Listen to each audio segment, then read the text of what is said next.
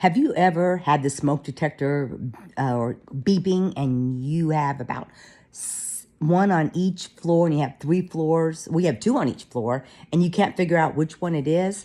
That's been going on for a few days.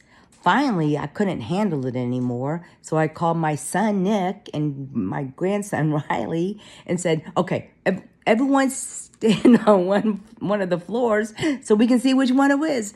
And we finally found it was the one that was going down to the basement that I didn't even think it was a smoke detector.